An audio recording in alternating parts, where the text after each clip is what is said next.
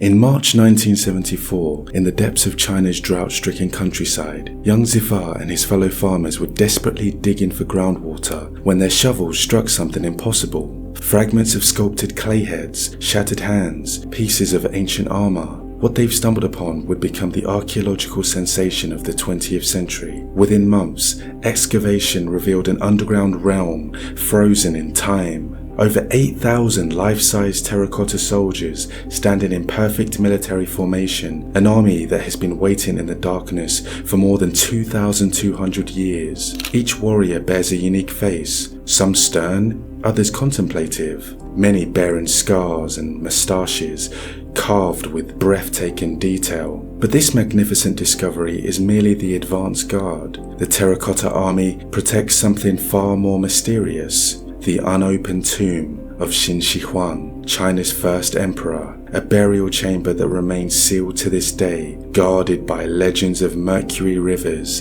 and deadly traps. But who was powerful enough, paranoid enough, to demand an army of clay? Yin Zheng, born in 259 BCE in the war-torn kingdom of Zhao, inherited the throne of Qin at age 13. For the next 25 years, he waged ruthless campaigns across a fractured China, conquering 6 rival kingdoms through a combination of military genius and brutal diplomacy.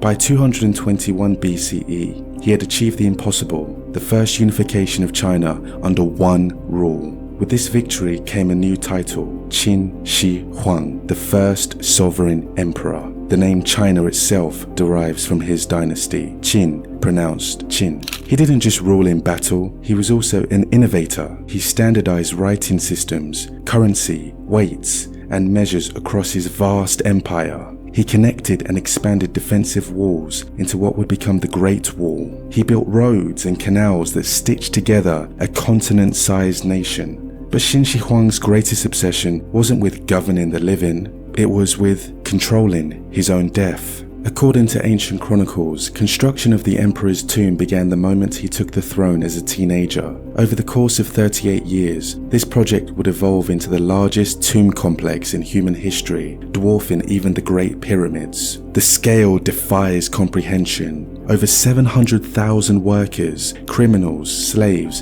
and conscripted laborers from across the empire were deployed to this massive undertaking. The tomb complex sprawls across 98 square kilometers, 38 square miles, making it larger than many modern cities. The tomb sits beneath a 76-meter tall artificial mountain, now eroded to 47 meters, shaped like a truncated pyramid, and originally landscaped to appear as a natural hill. But the visible mound is just the tip of an underground iceberg. The actual burial chamber lies 35 meters below ground, protected by double walls, forming a Chinese character that symbolizes enclosure. Historical accounts describe a subterranean palace containing replicas of the emperor's earthly realm, palaces, towers, and an intricate geography of miniature rivers and seas made of flowing mercury. The tomb was said to house mountains of jade, pearls, and treasures beyond imagination, all watched over by mechanically triggered crossbows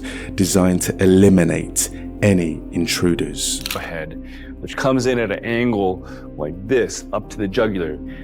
It really indicates that this was a short-range kill. What makes the Terracotta Army extraordinary? Recent discoveries have revealed fascinating details. No two faces are identical. Each of the 8,000 plus warriors displays unique facial features, hairstyles, and expressions. Rank and hierarchy are meticulously preserved. Officers wear more elaborate armor with intricate decorations recently discovered in Pit 2. The original army blazed with color. Traces of vivid reds, blues, purples, and greens once painted every figure, but these pigments oxidized within minutes of exposure to air, a preservation challenge that continues to perplex conservators. Military precision. The formation follows actual Qin military doctrine with vanguard archers, infantry squares, cavalry, and command units positioned exactly as they would be in battle. Each clay-crafted figure weighs some 300 to 400 pounds, 160 kilograms, and stands 6 feet, 1.8 meters high. Legs and feet form a solid base, but the rest of each figure is hollow. Torsos, arms, hands, and heads were molded separately, then attached and covered with a fine layer of clay, which was later finished with detail work.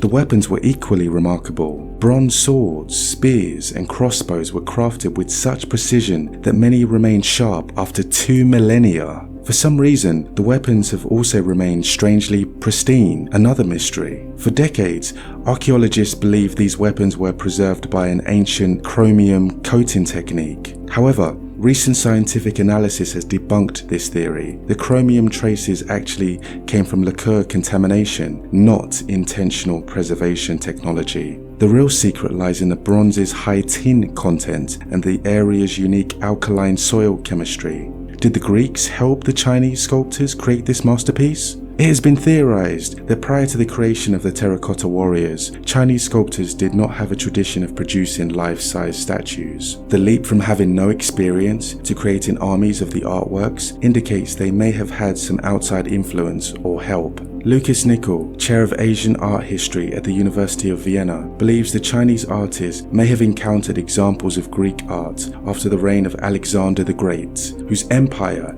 extended to present-day India. He theorizes that a Greek sculptor may have been on site to help train the sculptors. DNA evidence from remains in sites in the Xinjiang province show that Chinese and Europeans were likely encountering each other at that early date. Although the Silk Road between China and Europe was formally established in the 3rd century AD, Chinese accounts claim Roman traders arrived well before that. While today the Terracotta Army dazzles visitors in climate-controlled museum halls, the emperor's actual tomb remains untouched, and the ancient rumors about what it contains are part of the reason why. Sima Qian, a historian who lived around 100 years after Qin Shi Huang, described the emperor's mausoleum with an ominous quote: "Craftsmen were ordered to make crossbows and arrows primed to shoot at anyone who enters the tomb. Mercury was used to simulate the 100 rivers, the Yangtze and Yellow River, and the Great Sea, and set to flow mechanically."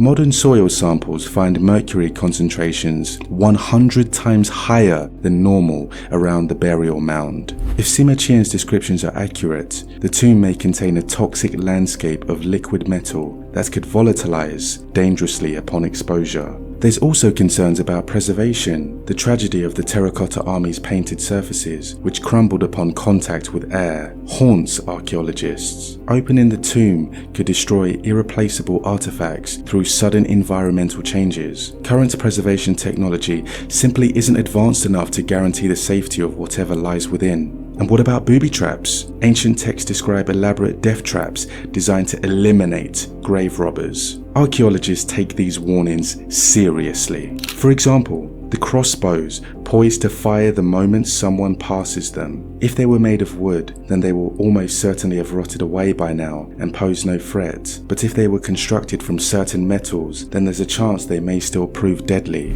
China has rejected all archaeological proposals to open the tomb, partly due to these safety concerns. And finally, there are also technological limitations. The burial chamber lies 35 meters underground, 10 times deeper than the terracotta pits. Excavating such a depth risks landslides and requires enormous resources. Qin Shi Huang's obsession with control extended far beyond architecture. His reign, though foundational to Chinese civilization, was marked by tyranny that makes his tomb's mysteries even more chilling. He buried alive hundreds of scholars that burned books that contradicted his vision. Court historians record that all workers who built the tomb's inner chambers were sealed inside alive to protect its secrets. His concubines, without male heirs, were forced to accompany him in death. The emperor's special interest in immortality caused him to send subjects across the empire in search of products or potions that could extend his life. One longevity potion he thought would grant him eternal life contained mercury, and scholars suspect it contributed to his death.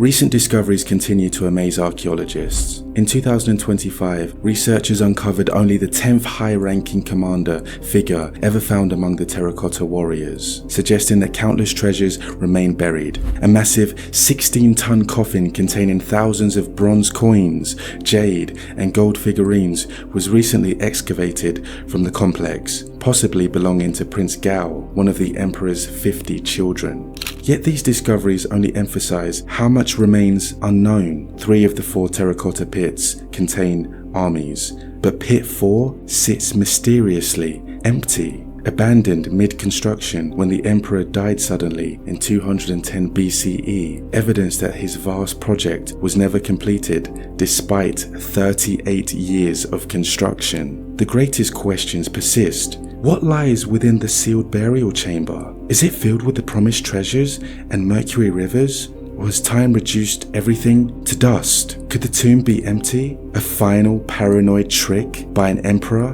who trusted no one? Some believe ground-penetrating radar and advanced scanning techniques will one day reveal the tomb's secrets without disturbing it. Until then, the emperor sleeps undisturbed, his secrets intact. The mausoleum was designated a UNESCO World Heritage Site in 1987, ensuring its protection for future generations. Perhaps this is fitting. In death, Qin Shi Huang has achieved the immortality that eluded him in life. Beneath that silent mound in Shanxi province, China's first emperor continues his eternal reign, protected by an army that never sleeps, guarded by secrets that may never be revealed. In a sense, he won his ultimate victory. Over 2,200 years later, the world still speaks his name in wonder and fear. I hope you enjoyed this exploration of the tomb of Qin Shi Huang. What do you think? Should we open the tomb or leave it sealed? Let me know in the comments below. Thanks for watching.